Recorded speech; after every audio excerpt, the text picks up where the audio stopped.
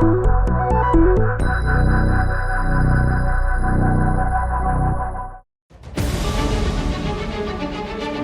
following program is suitable for general audience of any age.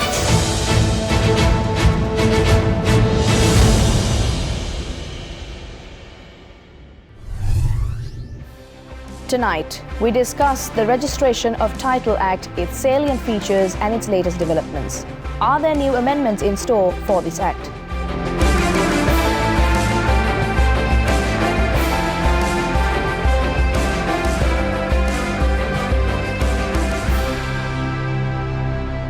A very good evening and thank you for joining us on yet another episode of Law, Land and Liberty, where we bring to you key legal concepts and break it down for the layman. Now, today's topic is something that recently popped up among social circles and general public, specifically relating to the Registration of Title Act. Now, this came about because there was a recent cabinet decision made in order to bring about amendments to this area of the law. And to speak about exactly what the Registration of Title Act entails and what its advantages and disadvantages are, we have someone that's not a new face on the program, and we're glad to welcome back once again Mr. Chathura, Galhena, attorney at law. So thank you so much for joining us once again. This is a complicated topic, but we hope to get as much information as possible. A little bit of an introduction to Mr. Chathura Galhena. He is not a new face on our program, but he has been the immediate past secretary of the Bar Association of Sri Lanka, and he was an examiner and lecturer for property law from 2012 to 2023 at Sri Lanka Law College. So safe to say we're in very good hands when it comes to the background and the basic understanding of this piece of law.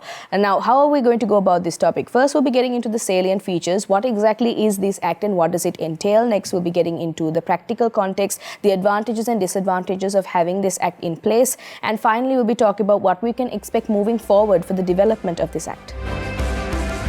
My name is Himadya Sydney and I'm a student in Gautami Balika Vidyalaya, Colombo. So my question is on the future, what reforms can we expect moving forward? All right, well, without any further ado, let's get right into the specifics. Thank you once again, sir, for your time. Now, before we get to the practical reality and actually what the salient features are, if you could help us understand what exactly the purpose was the Registration of Title Act implemented and what exactly is the purpose that it serves at the current moment?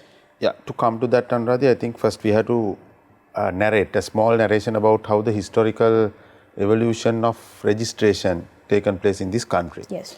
If we go back to the history, if we trace the history, first traces can be found during the Dutch era, where there has been a system of registering immovable property transfers. Because our culture is such, irrespective of your ethnicity, the property is so much associated to our livelihood. The countries like UK, USA, Canada, the property rights are remote from the personal life. But you know, any person who's living in this country has associated with the properties, and their property rights are a part of their culture, their inheritance and their livelihood. Therefore, it makes a vital role in our society that the property rights should be registered. So in recognizing that, during the British era, they have made several attempts to have a proper registration of title as well as registration of documents. Initially, they introduced an act with the title registration as well as document registration. But unfortunately, for the reasons of history, the registration of title part of that act did not take off the ground. But the registration of title remains as it is now.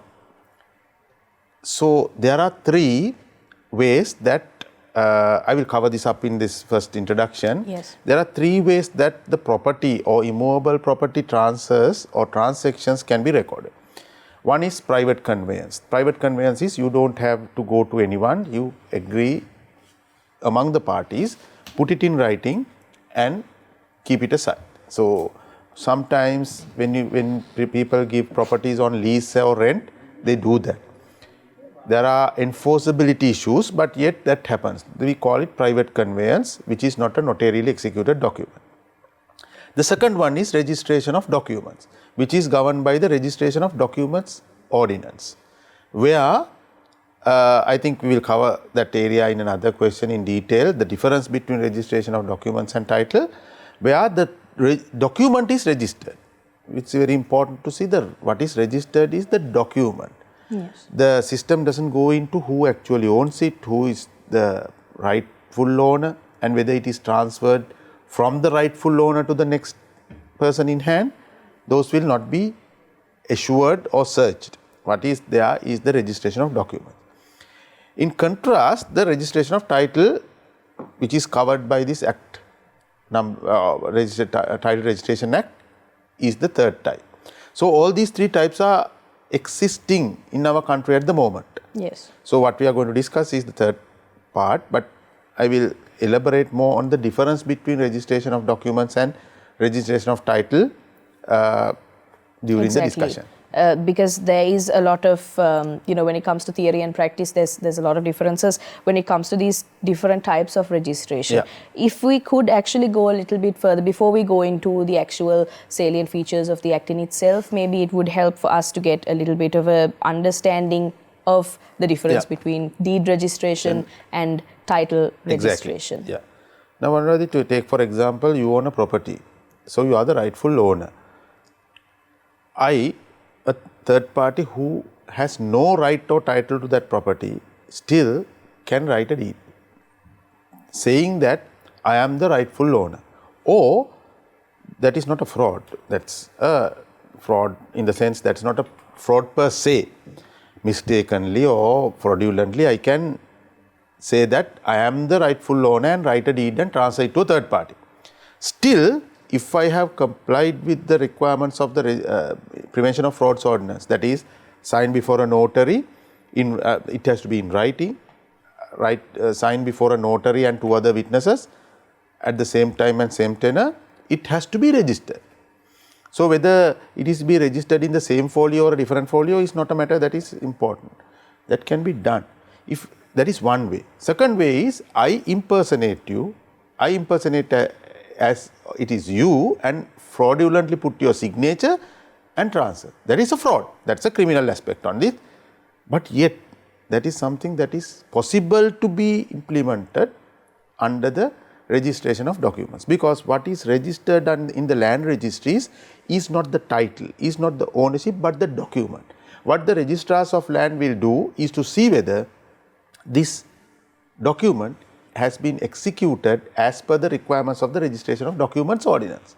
That means it should be in writing, it has to be properly numbered, it has to be signed, it is to be stamped. Now presently there has to be photographs, thumb impressions. If those things are there, even though I am not the rightful owner, it has to be registered. Then the consequences will follow, court cases, fraudulent activities, then people will be arrested, lot of things.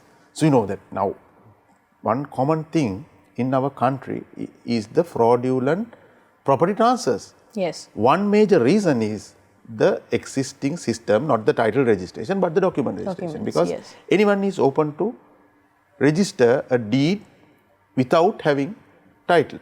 But the legal consequences or legal effect of is a different question. But that consequences are, it will open up for litigation. But in title registration, it is not. What is being registered is the ownership or the title, not the document. Therefore, there is a significant difference is what is being registered in the registration of documents is what is registered in the document. So, by having a deed under the Registration of Documents Ordinance, it is only a prima facie evidence, prima facie in the face of it, where I can challenge. If you carry a deed for my property, I can challenge it in a competent court and get it vitiated or declared null and void. Yes. But under title registration, it is conclusive evidence until it is proven to be a fraud. I have committed a fraud. But document is issued by the state, by a statutory authority, which is being empowered by the statute. Therefore, it is conclusive evidence only subject to very limited areas to challenge.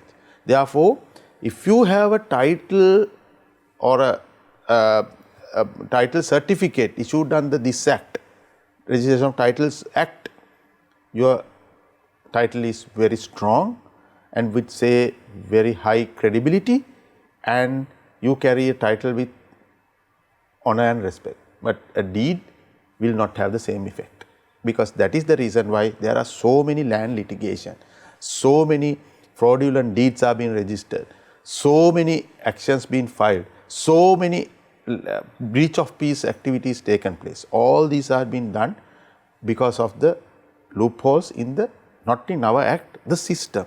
That is a system recognized in the world, but this is a system that has been obsolete in the early 19th century. Yes. But due to reasons beyond the control, especially economic and financial constraints, we still carry this system. So, I'm not talking about the act per se, but the concept is the ideal solution for this Yes. concept of title registration. But this present act may be it may not be the ideal and the most perfect piece of legislation, but yet the concept is the solution Exactly. of all these issues. Yes, and I think that was there was an intention to aim at exactly what you mentioned, preventing fraudulent transfers. Much, even though the act says prevention of frauds ordinance, Yes. it prevents certain type of frauds, but it's open up because of Yes. because now say I can go to a notary, take 2 witnesses and impersonate your signature. Now it's difficult because of the thumb impression and photographs. Yes. But up until 2022 it was possible. Yes. Still I can take a photograph of yours, take somebody like you and put a signature, because the notary, if doesn't know you properly, that will happen. Yes. And that is still open. The system is open for this type of fraudulent activities.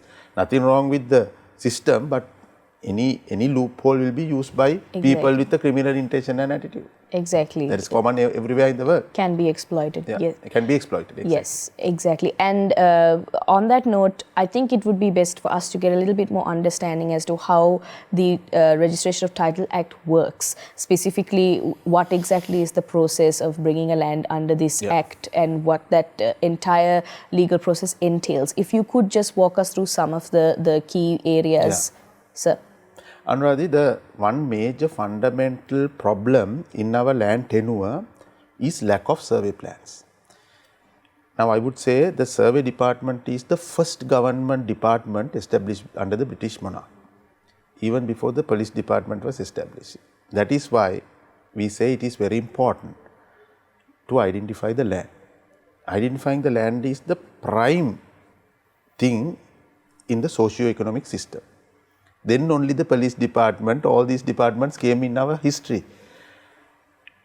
However, even it stands today, at least 50% of the land in this country has not been surveyed. So they don't carry, those lands has not been surveyed, they don't carry a survey plan. In 1940s, I think under the land development and other state statutes, villages were surveyed. There were final village plans were prepared, if we call it commonly final village plans, were prepared for certain villages. But I would say majority of the land in the rural areas, we take urban land and rural areas has not been surveyed. So without a survey plan, how do you identify a land? Now, technically speaking, land is identified by the name of the land, the 4 boundaries and the extent. So name of the land is like in our system, there are different names. 4 boundaries, some boundaries are certain, some boundaries are uncertain. Say for example, certain boundaries are roads, water streams, state land, something like that. Uncertain boundaries are, I am saying now today, my land is bounded by your land. In another 10 years time, if you sell it and go, my land is not bounded by your land, but someone else's land. So because they don't have survey plans, the identification became very, very uncertain. And second one is the extent. Extent, now we use the metric extent, that is hectares, acres, purchase, roods. But those days, or even present, most of the rural land are being identified by traditional measures. Traditional measures are paddy sowing extent. How many paddy sowing extent, or if it is paddy land and highland plantation of coconut, 100 coconut trees can be planted in 40 patches. That is, those are the traditional systems, but those are highly uncertain. Because of this uncertainty, land identification in this country has become a serious problem. If somebody asks why the litigation takes so long, one reason is this: because you have inherited a land, you have a history, documented history for 100 years. But all these documents carry on from generation to generation without a survey plan. So you identify a land without proper survey plan without proper extent, identifiable extent and identifiable boundaries. Right. So when it litigate, all these problems has to be solved by a court of law. So judges are sometimes in a deep problem how to identify. When the survey goes to the land, it says in 1901, a land was identified as a land with such an extent. In the northern boundary was someone's land. Now after 125 years, you expect the same person to hold the land? No. All these problems. Then you say the boundary is disputed. So first issue was to identify the land by survey plan. So Title Registration Act starts there. Yes. Under the Registration Documents Ordinance, you don't need survey plans. So Survey General plays a vital role in this act. So act starts with, so the process, I mean not the act, process starts with surveying the land. Survey is done by, not by private surveyors, but by the Survey General. Yes. Where not a single land, but an identified area is being surveyed. They survey through satellite pictures as well as physical surveys. And what they prepare something called a cadastral map.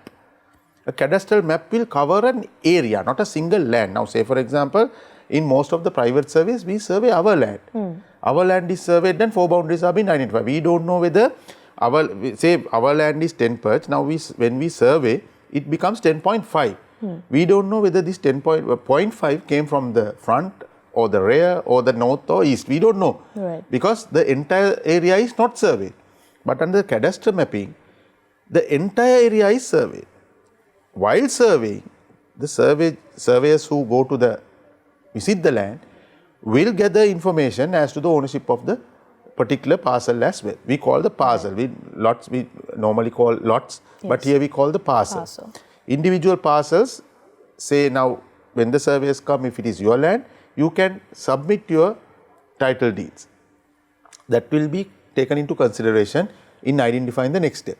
So the first step is to prepare the cadastral map, which will be done by the Survey General for the particular area. Yes. Once it is done, it goes to the next step. Exactly. The next few steps we do have to discuss, but unfortunately we're running out of time in this segment. We will be continuing with the details relating to how exactly the practical application of the Registration of Titles Act continues. But before that, we're going to take a short commercial break. You're watching Law, Land and Liberty here on Other Derana News Channel. We'll be right back. Please stay tuned.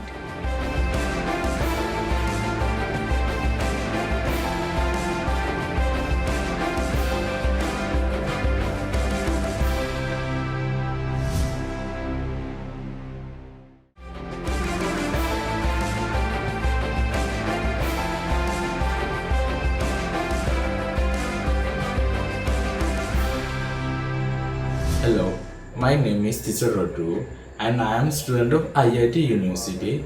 My question is on fundamentals. How are title registrations governed in Sri Lanka law?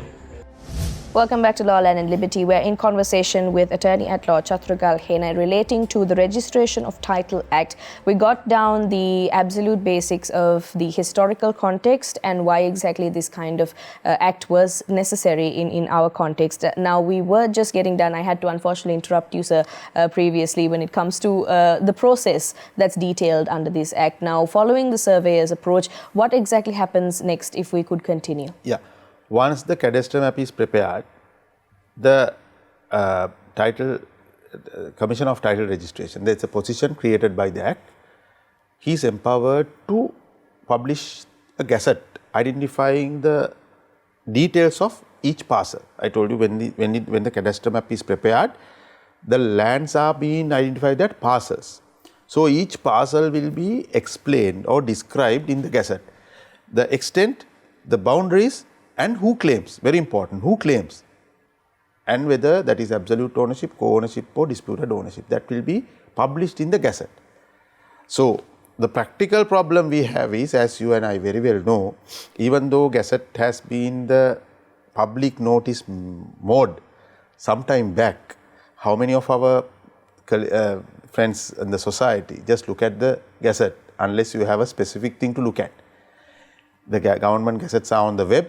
Yet, I don't think people look at it on the day-to-day basis. So, it is not a method that is commonly being used in today's context. The problem here is, the practical problem that I have come across during my practical situations in courts is that when the cadastral mapping is done, if somebody is not occupying a land, there are a lot of lands in this country are not being occupied, but owners are there. So then the description will be not to be found. In Sinhala we call soyagata nohaka. Adhikaru soyagata nohaka. So in that sense, sometimes the third parties can come and claim their title, saying that we are in possession. Yes. Sometimes there are instances where there are roads which are private to lands. When the occupier is not there or the title holder is not there in the land, the others will try to show that as a common road, and then gazette will go as a common road or a land not used by the owner. Right. So if the owner, actual owner, does not come within the prescribed time and challenge this, it will be considered as a conclusive matter to issue the title certificate. Once this gazette is published, the parties are entitled, the people who are being named there are entitled to obtain a title certificate. There are 3 kinds of title certificate, we will go to that, Yes. but title certificate will be issued. In the title certificate, there is a detailed description about the land with a sketch, with a small sketch, and who owns the land at that moment. At that moment. So say for example, you obtain a title certificate under your name and subsequently you sell that land to me. What happens, Anuradha, now in the present context, what happens? You will have a deed, say you purchase it from X. You will have a deed of transfer where X has sold it to you. Yes. And you sell it to me. Yes. Then our title comes. My deed has to read with your title deed. But here it is not like that. When you transfer it to me, you have to hand over the original certificate, title certificate with the instrument which is written by a notary, we will discuss that, Yes. to the land title settlement office. Then they will issue a new certificate. In that certificate, your name is not there. What appears is my name. So always title certificate carries the name of the owner depending on the type of the certificate. So there is no history. There is no history. Exactly, that is the correct answer. There is no history or there is no pedigree to search. Right. That part will be done by the state. So there is a state guarantee title. Right. Subject to certain limitations, there is a state guaranteed title. But if you are purchasing under the registration of documents ordinance, you have to search. Now, say for bank loans, you search for 30 years. Right. For a partition case, it may be more than that. It may be sometimes 100 years. Right. You have to search. Search back and find where this title first started. But here, there is nothing like that. If you have a title certificate, it carries your name. When it sells to someone else, it will carry his name, not your name. Yes. So, it's always the owner's name. The title holder's name will appear on the title certificate. Right. So, Exactly. whenever a new transaction, new owner comes, original will be handed over and a new certificate will be issued. There won't be entries about the ownership, but other right tenancy, other rights will be incorporated, but ownership will always go with a new certificate.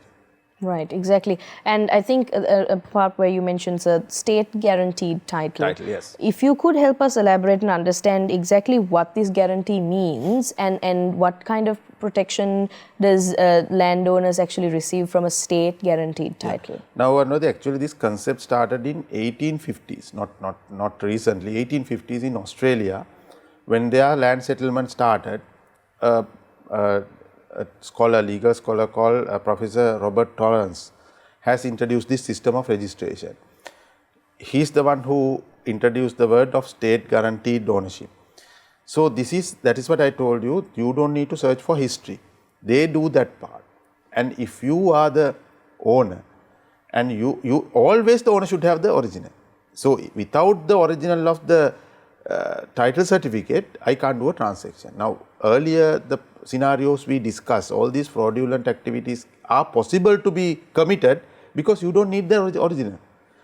And any deed, any person's deed can be obtained by a land registry. Now, say for example, I want to take some details about your land ownership. If I know where the lands are there, I can go to the land registry and obtain copies From that, there can be an opening for a fraudulent activity. But here, you can obtain certified copies, but the original is always with the landowner.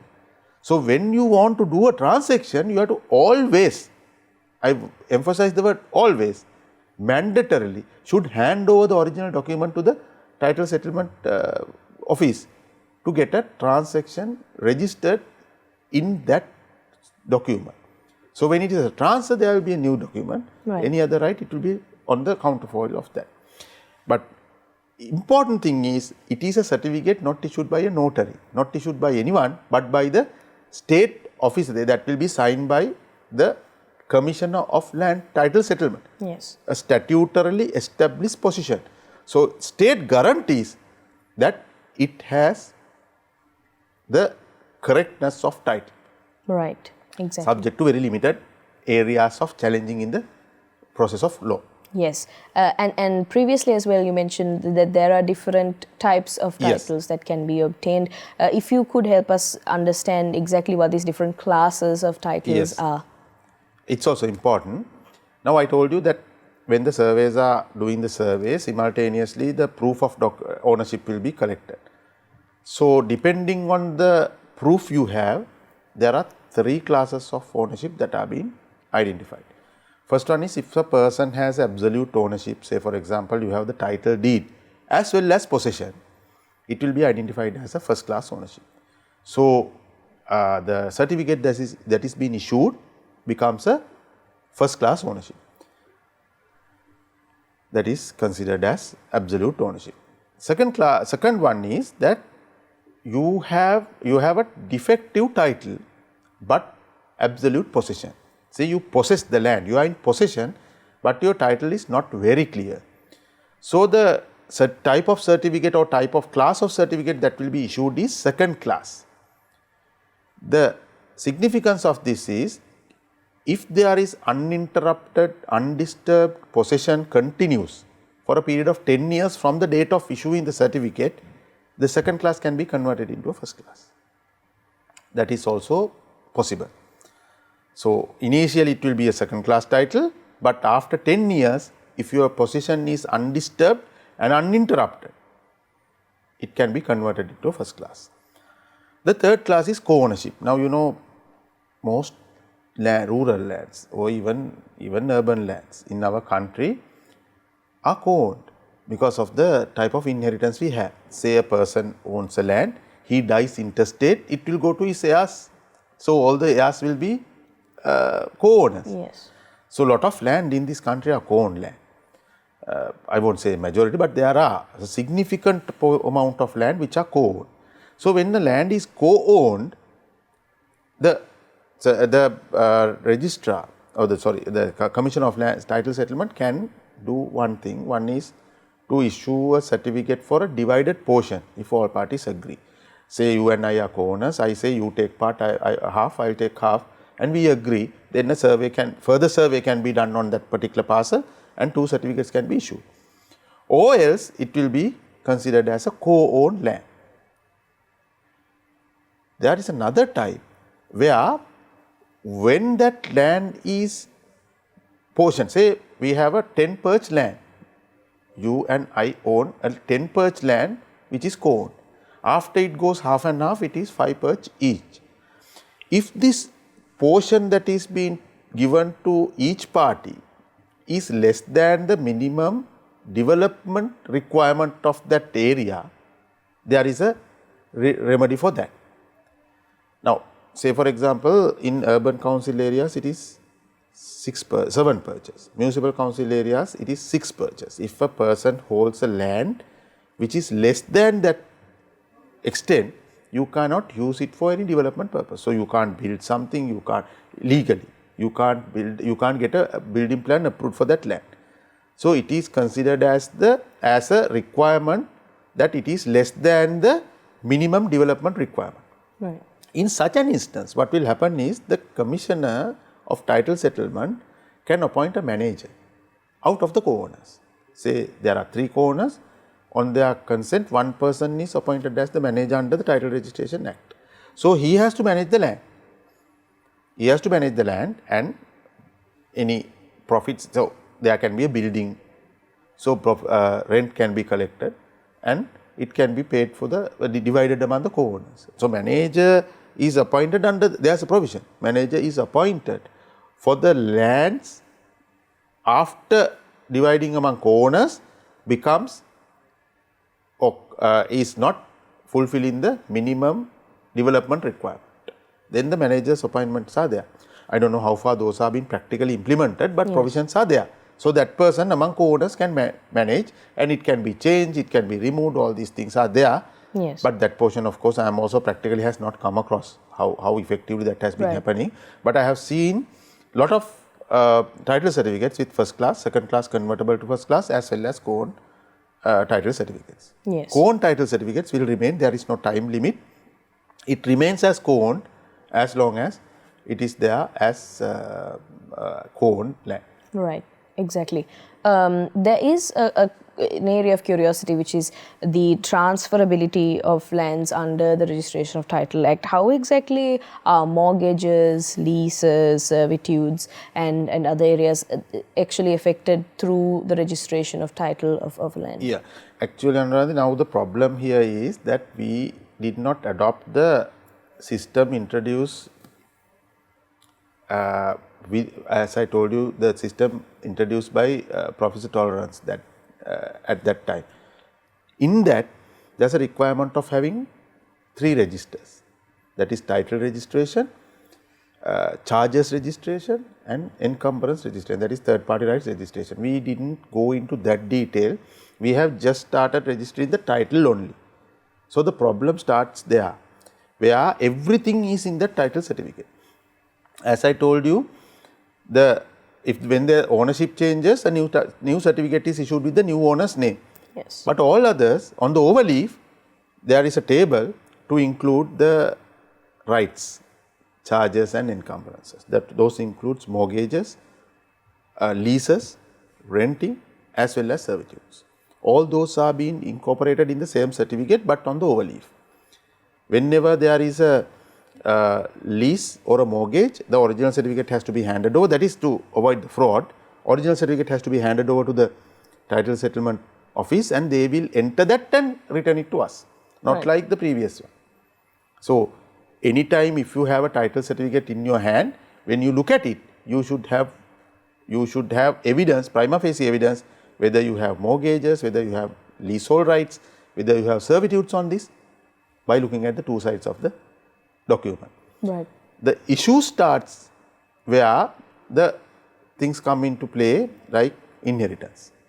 Because as I told you, the inheritance law is in our country is that whenever a person dies without a last will, it goes to his heirs.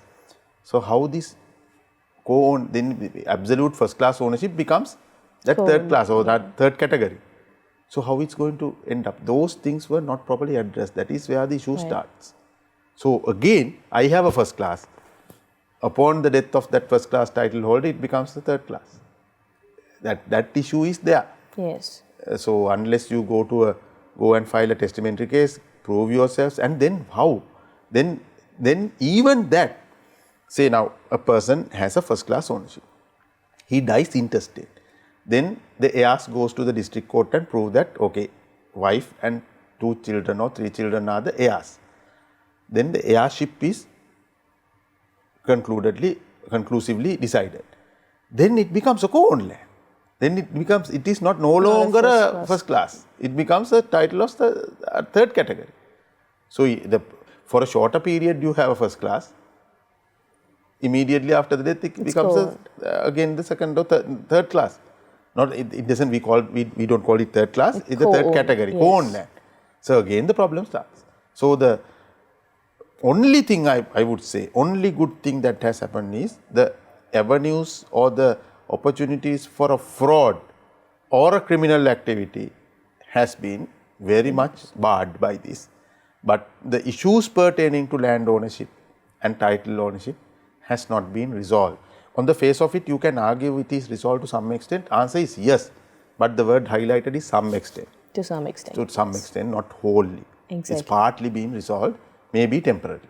Yes, I think we have to get a little bit more detail relating to exactly where the lapses lie and also what we can expect moving forward, since we are now getting recent developments that there are plans to amend this existing act to maybe help it better serve its purpose. But we do have to take a short commercial break. Before that, we're going in for a short commercial break now. We'll be right back with the final segment here on Law, Land and Liberty on the Derana News channel. Please stay tuned.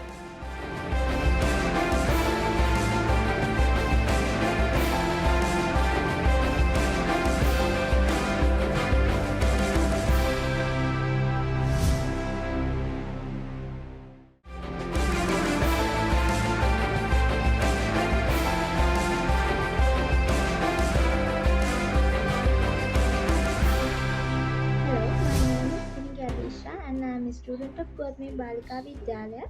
So my question on the practicalities: what are the key elements preventing a smooth process for title registration?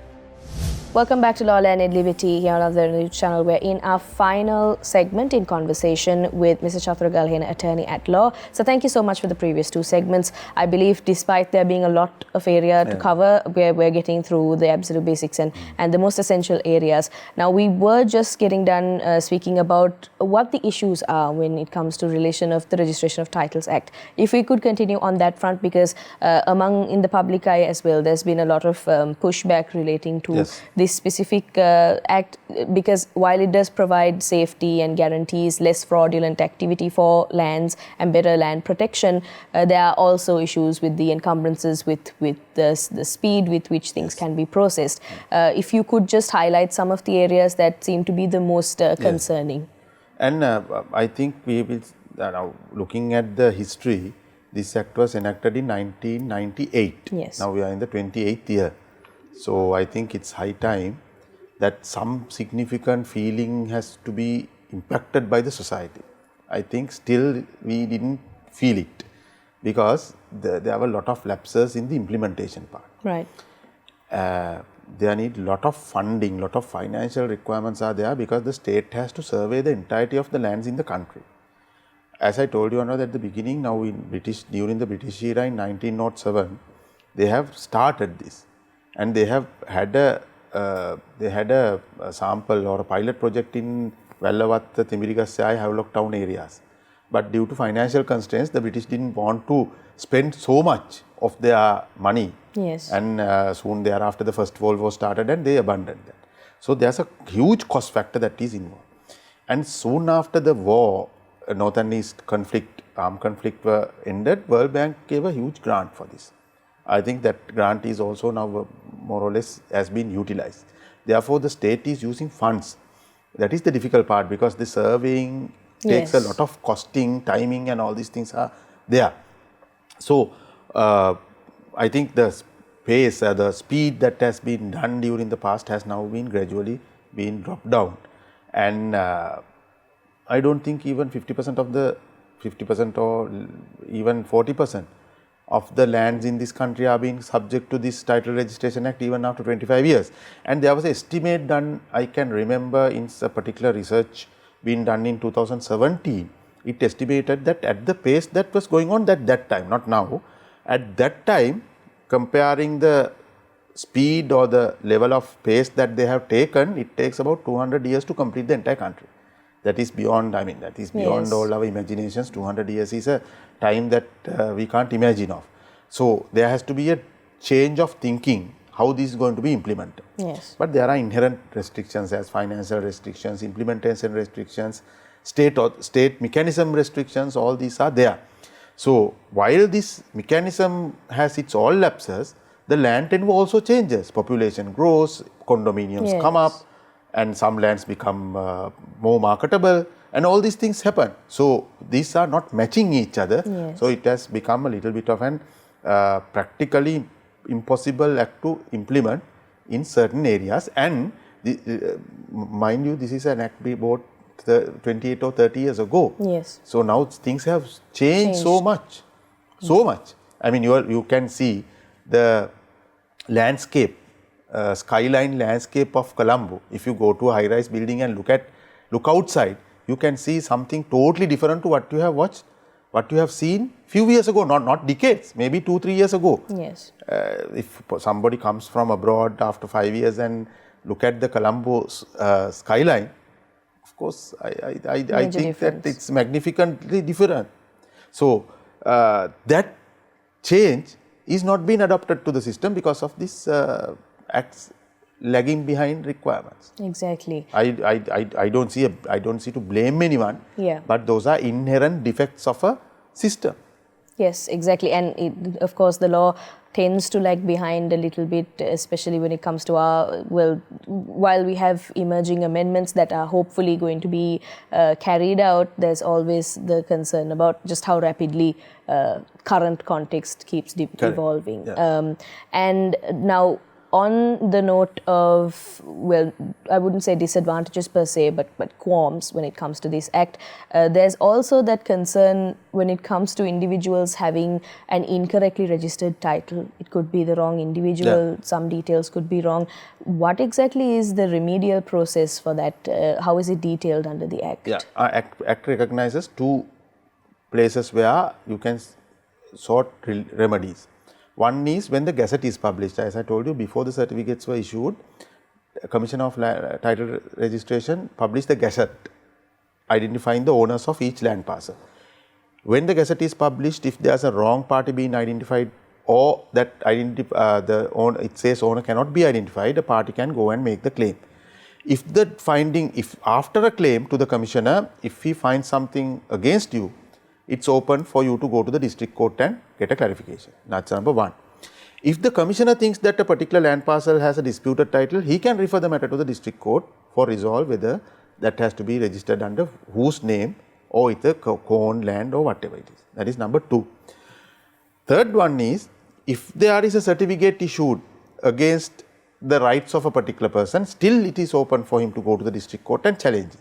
So, the party who is affected has two options, and the commissioner also having an option when there is a disputed land can refer it to the district court. But commissioners' reference to district courts are very rare. Right. Very rare. Gazettes being challenged is also very rare because people doesn't know. Do not check. They get to know when it comes into light by of another litigation. So then that is too late. Then they have to again go and challenge. Then all these problems comes. Why didn't you challenge at the right time? Why didn't you claim to the commissioner? All these problems are that part, of course, I think has to be revisited by the legislature in order to give a more space for a rightful owner to protect their or vindicate their rights. Yes, definitely. And there's also this question relating to how this 30-year-old Act actually interacts with all the other existing ordinances as well, specifically the registration of documents and prescription ordinance. Can you help us understand, sir, how exactly the Registration of Title Act works in tandem with these acts? Yeah, registration of title acts has nothing to do with registration of documents. So, registration of documents, these are contrasting ones. Registration of documents functions independently, and once a land is identified as a land coming under registration of titles, the registration of documents goes off. Right. Those are two regimes. You can't have one with each other. You can't go to school and the university at the same time. It's like that. Right. So once you get a title certificate, that's the end of your tenure under registration of documents. So all your deeds become obsolete. What you have is the title certificate. If you want to challenge the certificate, that your deeds might be important. But once you get the certificate, that's it. Then number two, notary's ordinance. Even though the title certificate is issued by the state authority, that is Commission of Title Settlement, notary's role is there. Whenever there is a transfer, mortgage, sale, gift or a lease, there should be an instrument. We don't call it a deed. There is an instrument which is executed in terms of section 2 of the Prevention of Frauds Ordinance by a notary in writing with two other witnesses, which will be given to which will be incorporated with the original certificate to the Commission of Title Settlement. He will consider that instrument as the primary document to issue the new certificate. Right. So, notary's ordinance and the Prevention of Frauds Ordinance coincide, parallel runs with this statute. Then other important one under the property law is the section 3 of the prescription ordinance. Yes. You know, that is one way under the Roman Dutch law, acquisition of land ownership. There are few modes. One is by prescription. Prescription is a party who occupies the land independently and for a period of undisturbed period of 10 years, then you get title. You can acquire title. I mean, you don't get, but you are entitled for prescriptive title. But here, that is not possible. Once the title certificate is issued, that cannot override by prescriptive, because positive prescription, we call it a positive prescription. Yeah. There are two types of prescription, positive and negative. Negative is the bar by prescription, time is barred, but here time will give you a right. Right. That is positive prescription will not run parallelly. So those are the areas where I would say grey areas, yes, where more thought should have been given, which has not been addressed by, but legal scholars all over the world has addressed these issues, which is not incorporated in this statute. But one method of indirectly acquiring prescriptive title is the second class transferred to first class after 10 years of undisturbed, uninterrupted possession. But that has to be, that person first must register himself as a second class owner. Then only the clock start running, and after 10 years you can have 10 years, but it is not the prescription which we discuss. But say for example, you get a first class title. After you getting it, today I started occupying your land adversely for a period of 10 years. In another 10 years time, can I override your title certificate and get prescriptive title? It's a question mark. Right. Exactly. It is not been addressed properly. Not conclusive. Yes, exactly. And finally, sir, as a final question, there are proposed amendments. In your opinion, in your legal opinion, what are your thoughts on the amendments that should be brought about? What is the most urgent area that should be addressed if they are to start reforming this act? And what can we expect moving forward? Will this act grow obsolete? Will we have new legislation, or will it just be that this act can be further modernized to fit our evolving standards? Yeah, now the thing is, we can't think of making this obsolete, because the thing is, a significant or a considerable amount of land parcels in this country had been issued with the title certificates under Title Registration Act. Yes. Therefore, those runs, if this becomes obsolete, what will happen? There will be an anarchy of title ownership, or land tenure will go into a different regime. That is not possible. So it has to be modified. I would say Title Registration Act has to be modified, but it should not be done in a ad hoc or haphazard way. Yes. It has to be done after careful consideration of all disadvantages that we have faced during last 28 years is a significant period of time. So there are practical as well as legal impediments, disadvantages in this act. So without just identifying one or two areas, there has been, because no harm done, having a broader discussion. If the government want to bring about a change to the Title Registration Act, it has to be done with a broader discussion and addressing all issues which has been faced or which has come to the surface during last 28 years. Unless doing that, it will be another failure or another step that has been taken under the land regime of this country. So it might take time, but a broader discussion with all stakeholders, especially the people who are involved with state sector. They may be retired, they may have gone out of the offices, but they know what is the problem. Yes. So these problems has to be discussed, not in a closed circle, but it must be open and comprehensive, and then only the amendment should be brought in. If not, the amendment will not serve the purpose. Exactly. All right. Unfortunately, that is all the time we have to discuss this. I believe that's the perfect point for us to have to stop off on this discussion. Mr. Chathura, Galhena, attorney at law, thank you so much, sir, for taking the time. Thank you very much. Thank you. We really appreciate it. Thank you. All right, well, we leave you tonight with the words of James Madison. The rights of persons and the rights of property are the objects for the protection of which government was instituted. That's all we have for you tonight on Law, Land and Liberty. Thank you very much for watching. Have a great night.